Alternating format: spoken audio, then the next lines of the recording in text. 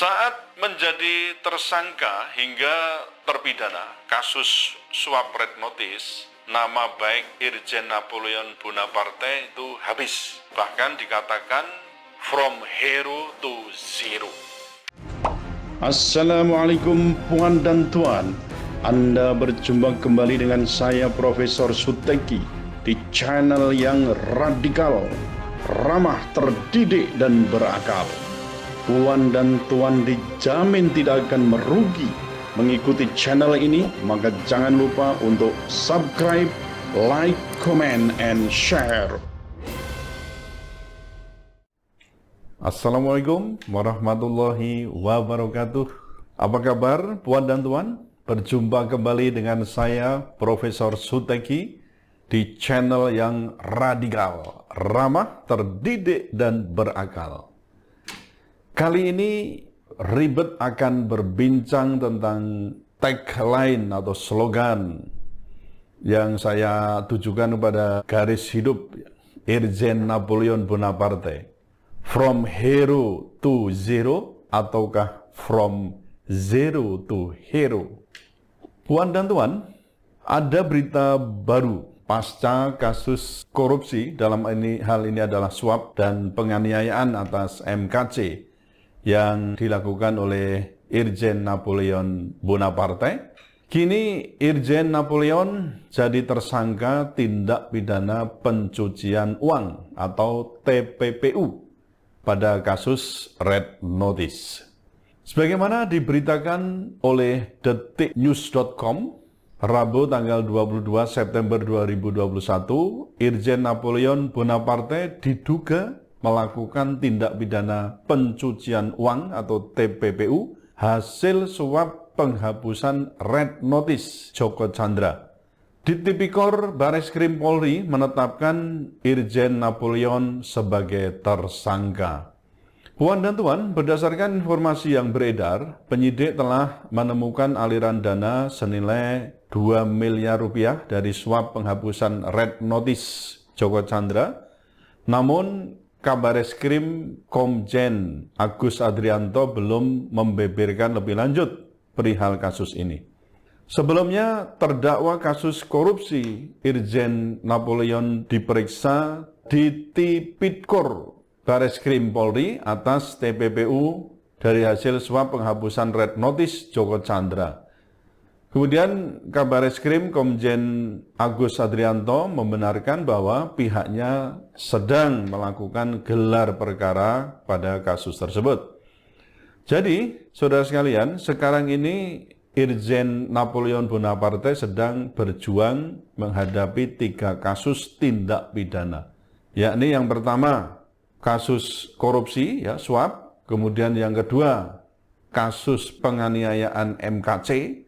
Dan yang ketiga adalah kasus tindak pidana pencucian uang.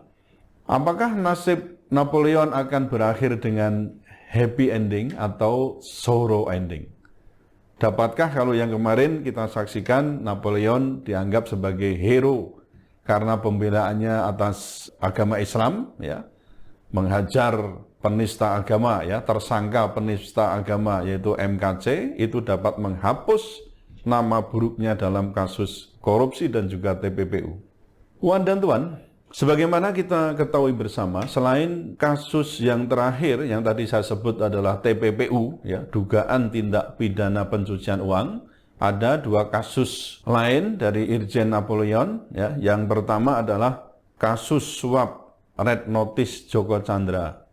Nah, sebagaimana tadi kita sampaikan dan juga dalam hal ini dikabarkan oleh detiknews.com tanggal 22 September 2021, Irjen Napoleon merupakan mantan Kepala Divisi Hubungan Internasional Dithub Binter dari Polri. Jenderal Bintang 2 itu merupakan terpidana kasus suap Red Notice Joko Chandra. Irjen Napoleon tersandung kasus Red Notice bersama mantan Karo Korwas PPNS Bareskrim Polri, Brigjen Prasetyo Utomo. Napoleon telah dinyatakan pengadilan Tipikor Jakarta bersalah menerima suap senilai 370.000 US dollar dan 200.000 dolar Singapura dari Joko Chandra yang berkaitan dengan penghapusan Red Notice atau DPO di imigrasi. Lalu Napoleon divonis 4 tahun penjara dan denda 100 juta subsidiar 6 bulan kurungan. Dia juga mengajukan permohonan banding atas vonis itu, namun Pengadilan Tinggi DKI tetap menghukum Napoleon selama 4 tahun penjara.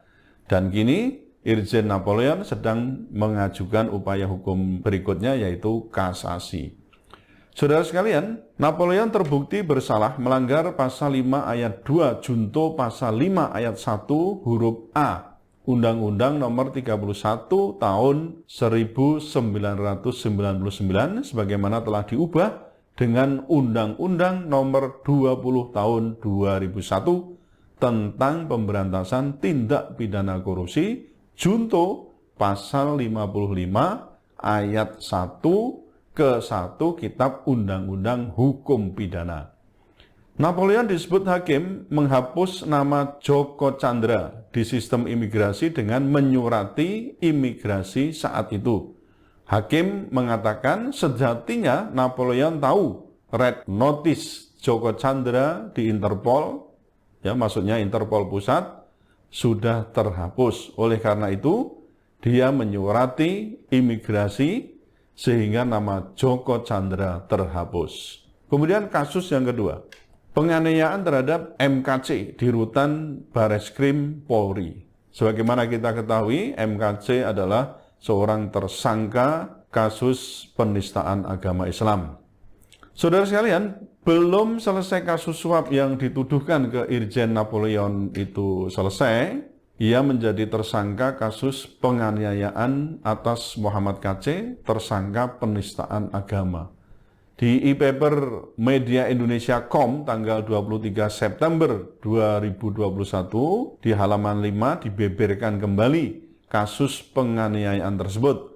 Pada Media Indonesia.com tadi disebutkan bahwa penganiayaan terjadi di rutan Bareskrim pada tanggal 26 Agustus 2021. Napoleon dibantu 3 tahanan, salah satunya adalah mantan Panglima Laskar FPI Maman Suryadi. Penganiayaan berawal saat Napoleon bersama 3 napi masuk ke kamar sel KC sekitar pukul 00.30 waktu Indonesia bagian Barat. Napoleon menyuruh salah satu tahanan mengambil plastik putih yang berisi kotoran manusia ke kamar selnya, kemudian melumuri tinja itu ke wajah dan tubuh KC. Setelah itu, Napoleon memukul KC. Penganiayaan terjadi sekitar 1 jam. Napoleon tidak terima karena KC menghina Islam hingga Napoleon nekat untuk melampiaskan emosinya.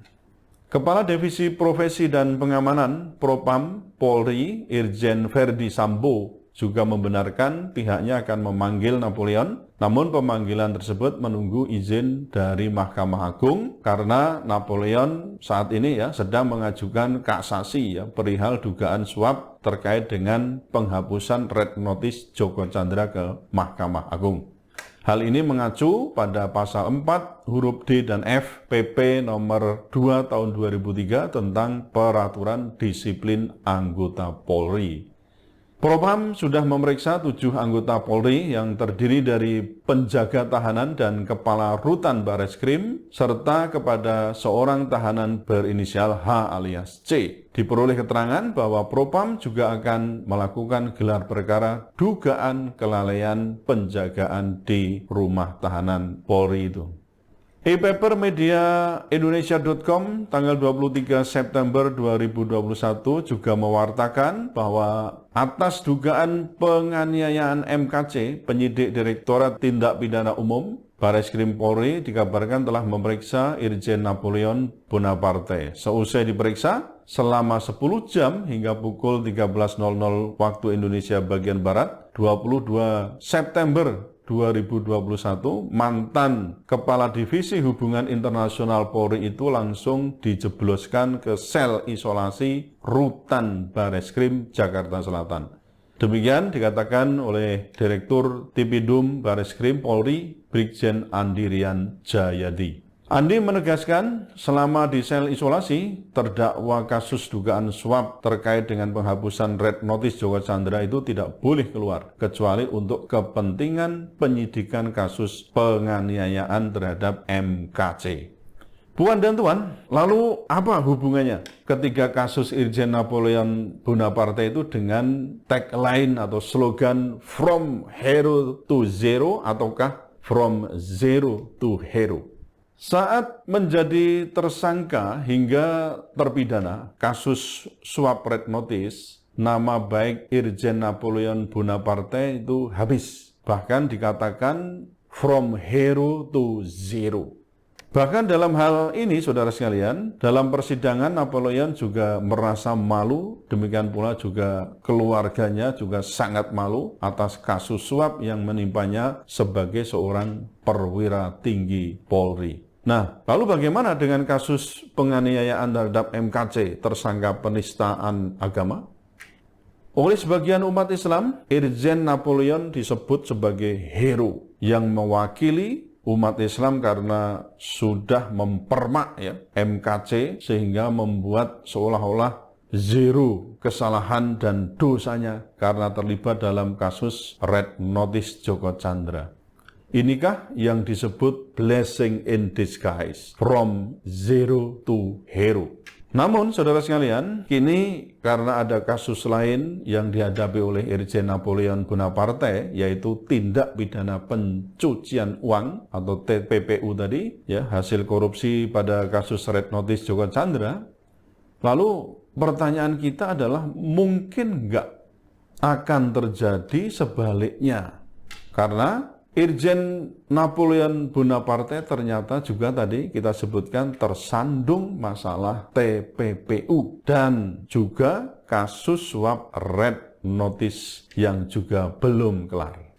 Jadi kondisinya dari yang from zero to hero itu bisa berbalik menjadi from hero to zero kembali. Nah, saudara sekalian, bagaimana menurut Anda? Apakah Anda setuju dengan analisis alternatif saya tadi?